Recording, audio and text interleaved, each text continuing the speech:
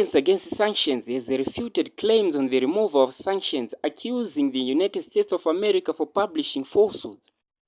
After 21 years, the United States of America recently lifted sanctions on several individuals and entities, leaving 14 individuals, including Zimbabwe's leadership of President Emmerson Mnangagwa, Vice President Constantino Chiwenga, and First Lady Auxilia Mnangagwa under the sanctions list for violating human rights and corrupt activities. Despite the 2018 August shootings, where 6 people were suspected to have been killed in a demonstration by soldiers, Broad Alliance Against Sanctions Executive Director Martin Harare accused the United States as the chief human rights violators. He further dismissed the claims of the removal of sanctions, alleging the Joe Biden-led USA were publishing falsehoods. Firstly and foremost, I would like to state right here at the American Embassy that no sanctions has been removed by Joe Biden and his administration on the country of Zimbabwe. The sanctions that were put in 2001 after the people of Zimbabwe had repossessed their land that was in the hands of the few minority people. The sanctions are still there today because ZIDERA, the act that is being used by American Congress to sanction our people illegally, ZIDERA is still there. And to the people of Zimbabwe and the world who are listening right now out there, the American president, we woke up yesterday, him declaring that we have lifted sanctions on Zimbabwe. To the world, that is a lie, because ZIDERA is still standing.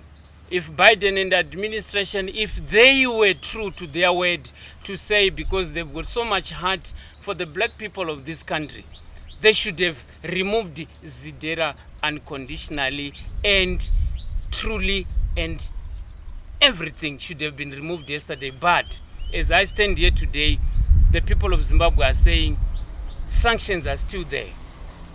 The misinformation that was put out yesterday by the American government and their puppets and the world media to say Zimbabwe is now sanction-free, I repeat again, is a lie. The government has cried foul of the sanctions, which they claim are a major setback, leaving Zimbabwe's economy in tatters and citizens in tears. Harare alluded to the statement and urged Zimbabweans to stand in solidarity to fight against the sanctions. They have put sanctions on the head of state. They have put sanctions on the first lady of our country. They have sanctioned the deputy president of our republic, Comrade Chiwenga. They have sanctioned the chairman of ZANU-PF, the ruling party of our government. So we are saying, when you sanction a ruling party, when you sanction the government, when you sanction everybody, which means Zimbabwe is still under sanctions. So what do we do as Zimbabweans? We are saying we need now to stand up as Zimbabweans and fight the Americans who are standing behind us right here.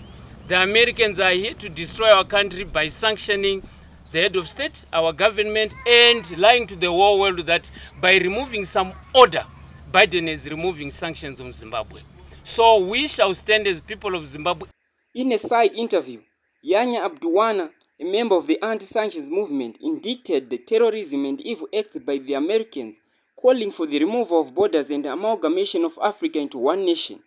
I wish them to be removed. To be removed within.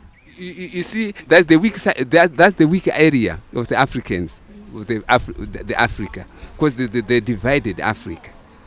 So if Africa could stand as the one and doing away with these borders, then we could use one currency. Our resources we could share within the Africans and replace what we call the Central Bank of Africa. We have one president and so on. So the Western will be able to respect the Africans. Because if you could count the countries which is in Africa, comparing with the Americans, it's more or less the same. It's just the same. You know, we got various like Mali, Burkina Faso. These countries, they are French. So the French, they're rooting the resources by themselves. We got nothing at all. We're getting nothing at all. So we need these things to end. And we Africans should enjoy our resources here in Africa. But as long we remove the borders, the barriers should be removed, and having one constitution for the Africa. Broad Alliance Against Sanctions group, who have camped right in front of American embassy for 1,803 days, vowed to disband only if the sanctions were fully lifted against Zimbabwe. Reporting for HSTV News and Current Affairs, Tinashe Matambo, United States of America Embassy.